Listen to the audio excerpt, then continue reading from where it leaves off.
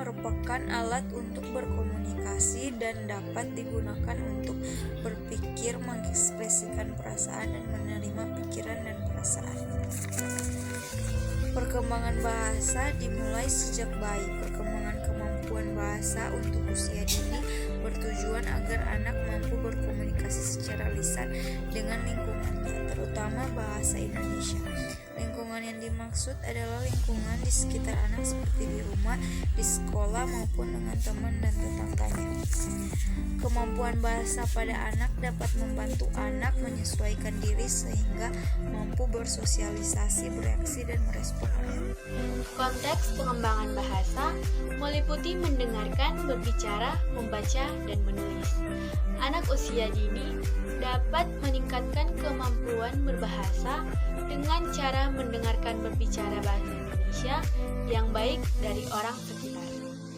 Setelah anak mendengarkan cara berbicara, ia pun akan berbicara dengan berbahasa Indonesia dengan baik seperti yang telah dia dengarkan. Meningkatkan kemampuan bahasa Indonesia yang baik juga bisa dengan membaca-baca buku dan berbahasa Indonesia dengan baik dan menulis dengan bahasa yang baik. Nah, di sini dijelaskan bahwa di sekolah masih banyak peserta didik yang berbicara dengan bahasa daerah mereka masing-masing sehingga mereka tidak mampu berbahasa Indonesia dengan baik dan benar.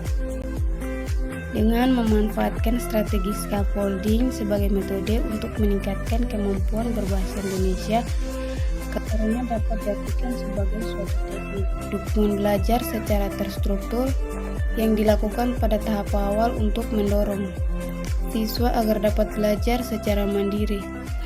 Jadi, pemberian dukungan belajar scaffolding tidak dilakukan secara terus-menerus. Jika peserta didik belum mencapai kemandiriannya dalam belajar, guru kembali ke sistem dukungan untuk membantu kemajuan sampai mereka benar-benar mampu mencapai kemandiriannya.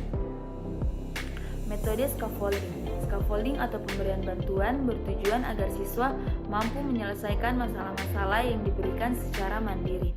Scaffolding atau pemberian bantuan yang diberikan dapat berupa gambar, peringatan, dorongan, masalah-masalah dan tindakan yang memungkinkan siswa itu belajar mandiri. Scaffolding ini dapat berupa kelompok maupun individual. Bantuan berkelompok apabila siswa menemukan masalah dan kesulitan yang sama, sedangkan individual diberikan apabila masalah yang ditemukan berbeda dengan siswa lain. Proses pembelajaran menggunakan metode scaffolding: 1. Menjelaskan materi pembelajaran.